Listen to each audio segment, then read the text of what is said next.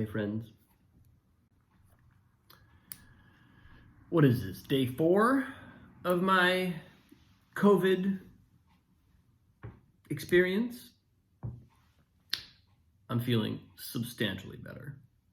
All day today from the morning I felt really different. And I am occasionally coughing still.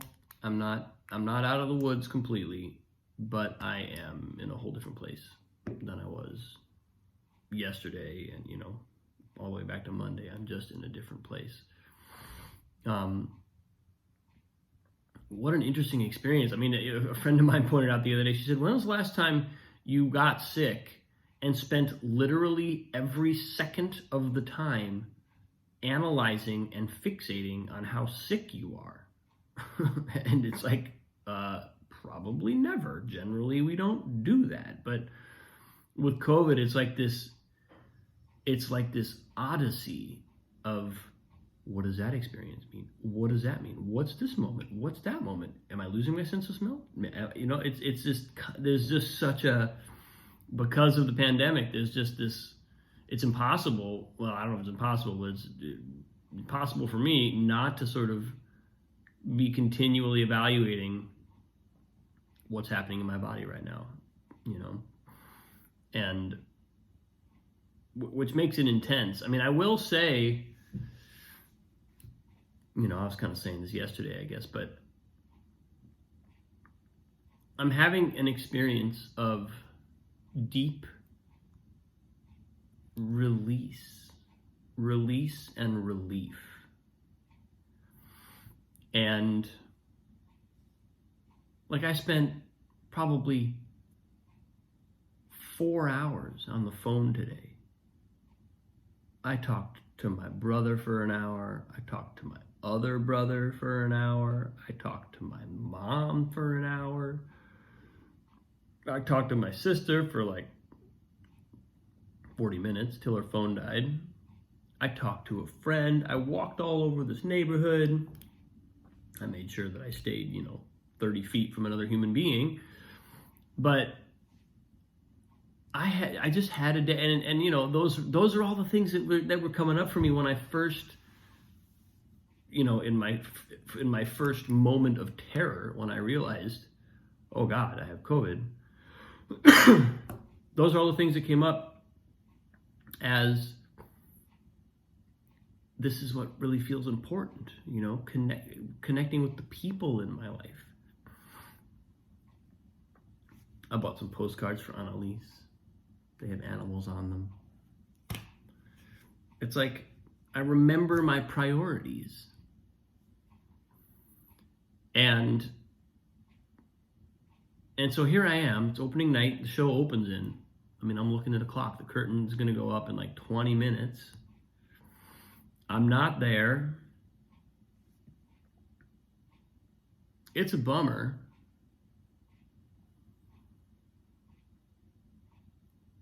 But I'm not heartbroken. It's like one of these things where I think two things are true. One, this experience has really reframed some things for me, and it has put some things in perspective where what's important is very clear. And I have such a long-term relationship with this show. I feel like this tonight's opening is the opening of this run. I'm gonna play the bulk of this run. I already did first preview, second preview, third preview. I'm gonna get to come back to the show and see it after a week of work has happened and that I haven't done, and that I'll just be picking, I'll be kind of hopping in at a new point in the process, which has literally never happened to me. So there are some ways in which I think the pain of not being there on opening it's not a deep cut. It's like, I'm gonna be fine. I'm gonna have plenty more time to relish this show and to be part of it. And and all of that. So that all feels really positive. I mean, I was walking around Houston today. I felt like I was on vacation. I was like, I'm on vacation. I'm like walking through beautiful neighborhoods, and the sun is shining, of course. You know, it's like 70 degrees because it's Houston in the middle of February. And again, I always feel more than a little guilty because I know that this is costing the theater in like cold hard cash. They have had to, you know, triage to help replace me. So I can't. It's not that I don't feel that, but I have this sense of like having been given this gift of this time and been given the gift of a little bit of just a moment to reflect. The other thing that happened is really interesting is like, because for the last couple of days, you know, on like day 1, day 2, I was really sort of like, you know, it was kind of like MacGyver stopped in its tracks. I was like, whoa, my daughter, my friends, my wife, all these people I love. What am I doing? Where's my attention? You know, where's my attention to these things?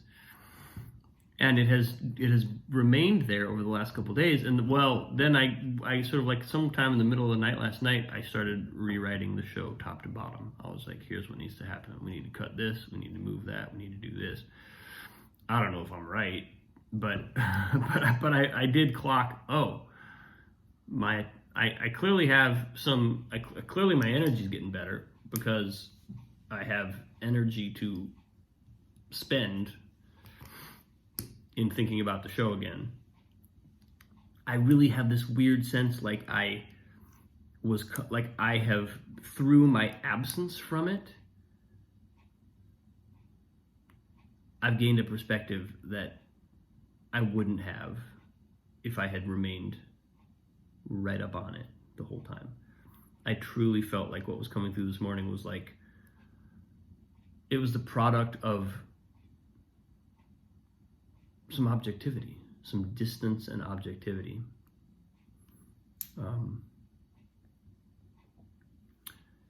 So, and again, we'll see where that all goes and where that takes us. But it was just really interesting to feel that, and it was kind of affirming to feel that. You know, it felt good to feel my enthusiasm for the show come back, even with all these other aspects of my life a little more present, just a little more there, and I'm a little less just running all out at this one target.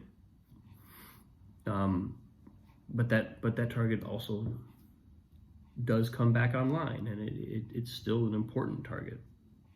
So that's kind of been my experience today. It's been really positive, really really healing. What else can I call it? It's I have been saying from day one, every morning in meditation, and even long before I got here, but certainly also as I arrived here in Houston and got myself, started the process, I've been saying to myself, I surrender to the higher purpose that is being worked out through this process and through this project. That's my mantra. And I would not have known that involved me getting COVID. But look at what's happening as a result of that. Look at where I'm at as a result of that. It's so hard for me to not feel that it's somehow perfect. It's bizarre.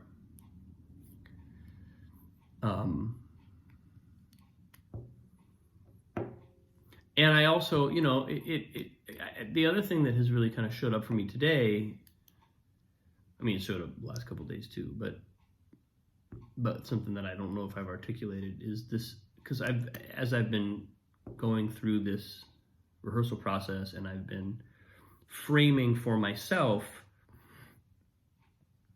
what are the goals here? Like, what intention am I going into the day with? And I've essentially chosen to make my intention about the healing of myself and everyone involved, and to put that first, and all creative and musical and theatrical and dramatic and whatever other questions come second. And I've talked on a number of posts since being here how that just totally changed the process for me. It just completely framed the process in a different way, because I was so consistently, it's not that I don't think I've ever taken that approach before, but last time I did a show like this, I wasn't doing video posts like this. I was not doing this kind of daily check-in, this daily sort of audit of what did my psychic energy do today. So doing that since I've been here has been so powerful. I'm convinced it had a massive effect on the process. And throughout that, I was sort of aware that my own healing was a component in this that I didn't want to overlook, because it's easy. I mean, one avoidance tactic for those of us who might have ever tried to avoid facing some of their own discomfort is to put the focus outside ourselves and try and heal everything and everybody outside ourselves. And so I was kind of tracking that and saying, well, how am I allowed, of course, I want my focus to be in service. I want to be I want to be there for anyone who needs me. And I don't want to be using that perspective as a way of deflecting something that might be impacting me that I might just need to receive. I might just need to feel the pain of that and let it enter and heal myself. So I was aware of that, but it wasn't really until this hit me that became so fully clear, when I was kind of like really, really confronted with what have I been giving my attention to. It's funny because I had said this in so many ways, like I when I talked about, before I left New Mexico, I was talking about like the angry tape and how I can give my attention to the angry tape and just preach that righteous indignation. Just give me the fire and brimstone, Robin. Just go for it. Let my old mind just kind of tear a new one. Or I can think about my daughter, who I love beyond words and who immediately softens my heart. I can think about my wife, who I love unconditionally and who completely owns my who's the be all end all. I can put my attention there, or I can go over here and just keep preaching the righteous indignation and be furious, or I can not. So I had that set up as like a, where am I putting my attention? But you take that negative thing and you put it up against something that's beautiful and positive and wholesome, and it's kind of the choice feels obvious, even if we don't always in the moment consciously make our higher choice. It feels very obvious. But you take something like a creative project where it's actually very positive energy by and large. It's not a negative energy. It's something really inspiring and wonderful in a lot of ways, but also not reflective of all of my deepest priorities. and all of a sudden that choice gets a little, it's not such an obvious choice. It takes a little more. It just, I guess in my case, it took COVID to remind me. It took COVID to slow me down and say, whoa, here's what you've been doing for the last several months, and here's what you're feeling now. Whoa. Oh. Okay. Like, is that what I want to be doing? Maybe not. Like that, like, slow, deep, just one step at a time part of ourselves that's not flying a million miles an hour, that's actually just sitting gentle and waiting to be noticed. That part of ourselves.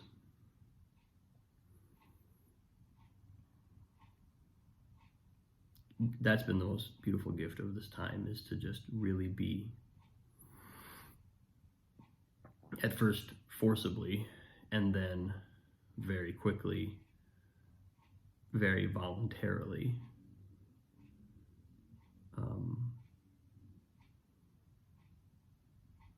connected with that.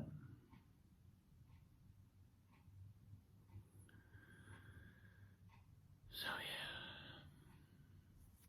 yeah, that's where I'm at today. Congratulations, MacGyver the Musical opens in 5 minutes. They're gonna have so much fun, and I am gonna get a really good night's sleep, and that'll be fine. Thanks for watching, folks. Love you. I appreciate you so much. This is the core for me in so many ways. Thank you. I'll see you tomorrow.